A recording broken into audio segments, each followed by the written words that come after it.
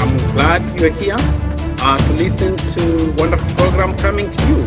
And please don't forget to subscribe or give us thumbs up. Thank you for watching.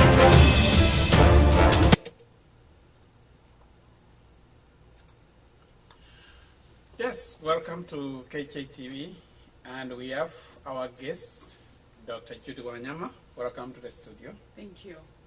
Yeah, we keep continue with our part 2 and talking about drug addiction. Yes. And today we want specifically to talk about how it affects immigrants. Does it affect them differently? Yes. So what can you say about that? How do you see in your practice how immigrants are affected by whether they are more prone than the other people?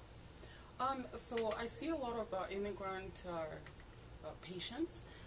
By immigrants, I mean, they could be from Kenya, they could be from Mexico, Somalia. So how this has affected immigrants differently is they get addicted fast to these drugs. Mm-hmm. So what I mean is, does upbringing have anything to do with this? I don't know.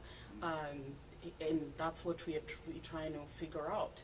So according to the National Institute of Drug Abuse, what we know is when people start drinking maybe at the age of 30, their DNA composition could receives that differently than somebody who started drinking at maybe age 15. The other thing about immigrants is we are not exposed, or they are not exposed to these drugs at an early stage. Yeah. So then we don't know whether that could be contributory to what we are seeing. And what we're seeing is, more deaths or more severe reactions from these drugs. So basically, are you trying to say that if you are more prone, you are exposed to drugs early enough, you become more resilient to drugs, or what do you mean by that? Yeah, so it all depends, and that's why there's so much research out there right now about the drugs that people are taking, so and whatnot. But one thing I want to point out is we are not definitive, but because of our experience to drugs or no experience, then what we are saying is if somebody starts taking a drug maybe at age 21, they are affected differently than somebody who was introduced to that drug earlier. So I would give you an example maybe of the foods we eat in America. How many people move from Kenya and immigrate to America, and all of a sudden they develop diabetes? Because the kinds of foods that are here are not the same that are in Kenya. So does upbringing, does environment, do the kinds of foods that we're exposed to has anything to do with how the body responds to drugs? And I'd say the answer is likely yes. So basically is that if you are arrival in a situation, you are more prone to have serious conditions than the person who started earlier. Yes, yes. So what does upbringing have anything to do with our ability to cope with the stress in America? Because many people start taking drugs due to stress. Yes. Are we more prone to that? We are more prone to that, yes, and for reasons. So one, think about people who immigrated to America because of trauma, because they were involved in a war, and now they are here. Are they more prone? Yes. So trauma is contributory. How about the hardships? Growing up in some of the countries that, like Somalia, like Ethiopia, and even, in Kenya. So if you have that instability and then you move to the United States. I mean, it's stable, but anything that is going to be stressful will trigger a reaction, and you want to find an escape route. So trauma, history, and of course availability. Because right now here in the US, then people are able to make money and they're able to live comfortably.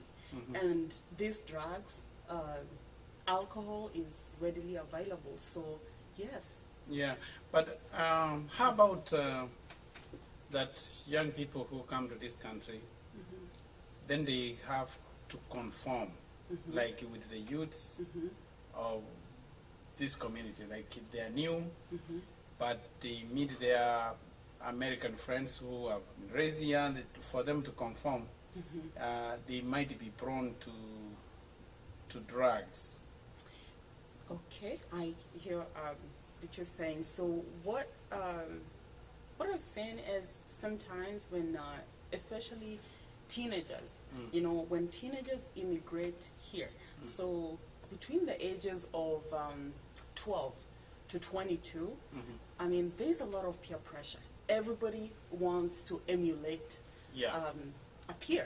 So we have seen a lot of trouble with this, with, you know, teenagers who immigrate at that age. And what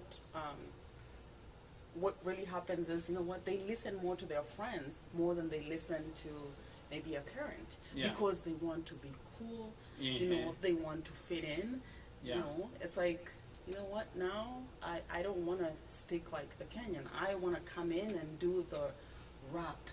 Yeah. And does my parent get it? They probably don't. You know what? Because they want you to stay in school. They want you to still be the girl that came to America. Yes. So what advice would you give such a people what they need to do when they're trying to conform? Because some of the bad habits can be picked from there. So I'd say support these kids and understand that this is a very traumatic change for them. Traumatic in that, you know, they left a country where, you know, there was a lot of community, but America is individualistic, as we know. So it's everybody for themselves and God for us all. So if we can talk to these kids and then involve them in activities and make sure, you know, we meet the friends. Like I had said in the previous recording or previous program, is we need to meet these friends and we need to encourage them to show us what's going on, what's happening. Otherwise we lose these kids. Yes. So how do you compare, if you have any statistics, how these illicit drugs affect the Caucasian compared to the immigrants? Do you have any statistics whether there is a difference? So we are still working on that, and the National Institute of Drug Abuse is actually focusing on that right now. And what they say is, of course, we have to do the DNA sequencing and figure out, okay, you know, how many. And so that is information I'd be able to share, hopefully in about 6 months. Because then we have enough pool and then enough data, and then we can do those comparisons. But right now, what we are seeing is, you know, the fatalities are more with the immigrants. Now, after the last program, some people called me, more specifically youth. Particularly one youth was like, they were talking about, I think you had talked about parenting, how parents should not be judging them. And that's one area they found, like parents want all the best. They don't want to understand. They want you to work hard in school and you have to follow rules. And that has brought many conflict between youths who want to define themselves in this country and the parents who they feel are so much attached to expectation from the country of origin. And they have that concern that the parents are not understanding. What would you advise such a youth who feel? that way. The parents are not understanding. Mm. Okay, so, and they always say experience is the best teacher. Is experience the best teacher, really? Do we have to go through something so that we can learn? You know, to answer to your question, I always say, we can talk to these kids, but what we want to do is also direct them to somebody who they are comfortable talking to. Because anytime we are talking to them, you know, we always say, oh, by the way, when I grew up, I only had one pair of shoes. And here you are. Having all the pair of shoes. Having all the pairs of shoes. And then, you know, some parents would go, why would you want to wear a Nike sneaker that costs, you know, $200? I grew up with no shoes, or literally one pair of shoes. So instead of trying to compare the lifestyle that a parent had in Kenya, and, you know, trying to like hammer down the point of, you know what, you should feel lucky that you're here, maybe direct them to somebody who can help them understand those concepts. So I'd say instead of trying to tell maybe a youth why they shouldn't have the shoe, just, you know, have somebody else who's working, like a young person who's maybe grown up here, and then have them talk to them and ask them, you know, how does it feel to work? Yeah, instead of being a Christmas parent. Christmas. Yeah. Yeah.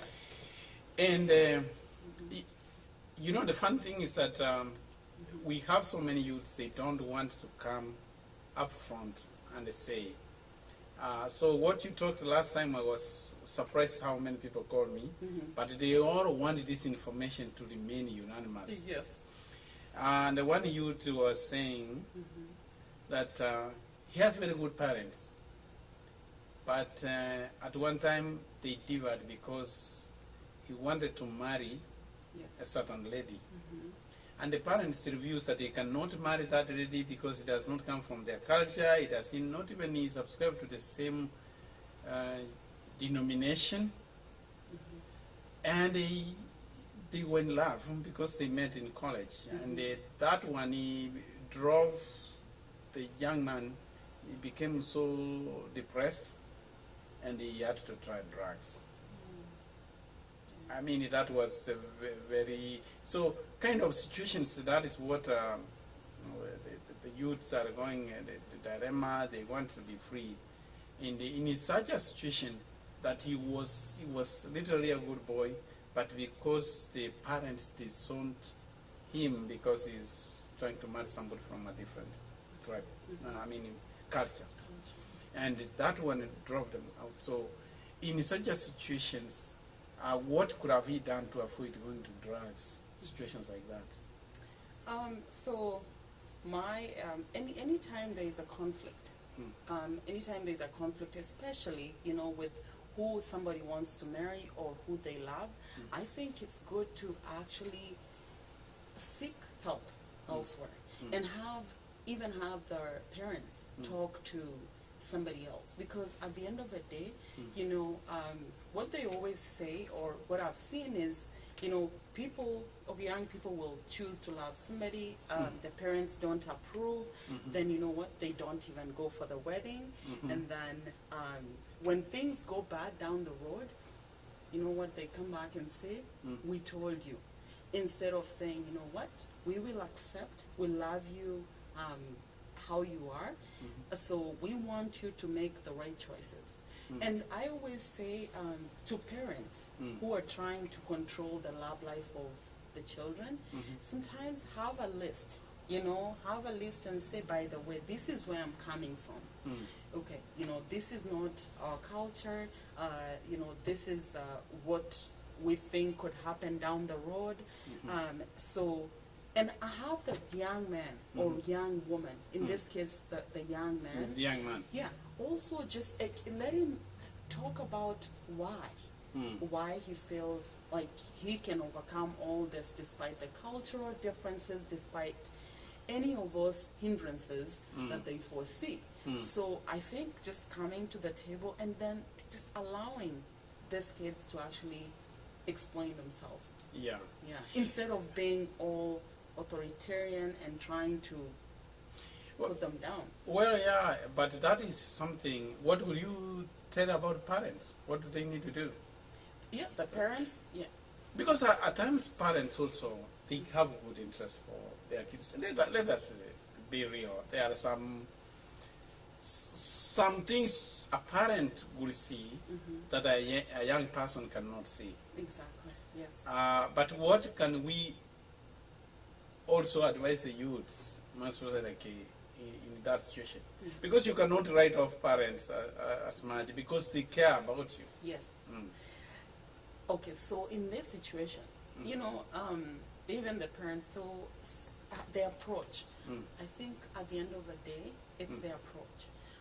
So if parents would be softer, so I always refer back to, you know, there is the authoritative role, there is the authoritarian role, and, you know, their parents were just very neutral. So do we want to be authoritarian? You know, do we want to be like the Taliban? It's either these women wear the burqa or nothing, or you know what, they will be killed. So, or do we want to say, you know what, let's talk about this, let's meet in the middle. And sometimes because of how much parents have sacrificed for their kids, so they want to really just tell them what they can do and what they cannot do. And that's when kids become rebellious. Yeah, well, that's those are some of the feedback that I got from the family members. Yes. So probably, what are you doing in your area to make sure that these people get enough support out there? Any program? Yeah, so right now, I have partnered up with a few organizations, and what I really want to push is for people to call, you know, have an access to somebody they can call. If they're not comfortable calling or talking to me, if they're not comfortable, you know, maybe talking to somebody of you know, the same community, they have help. So that's what I really want to push for. And then I'd love for us to have a forum where parents are able to come out They and come share out and talk. their frustrations and see how we can collectively approach this. And it's never like a shaming issue. It's all about how can we help so that our kids are not Can do much better. Yes. Well, yeah, if we can, do you think we need to have like community therapists who understand the culture? Can that help? That can help, yes. So a community therapist or somebody who understands the culture, I mean, that would definitely help. So that, you know what, when something happens, the police are not instantaneously called and, you know, somebody gets in trouble. If we can have that, that would help. See, my line of work is, you know, I can do the counseling, I can prescribe the medications, but you know what, having a counselor, peer counselors too. So kids who are maybe a little older or people in the same age range can help our kids. Well, that was very nice and talking to you, and we are going to end our program there. It was nice talking to you, for you taking time to come to the studio. We really appreciate it. I hope next time we can show up and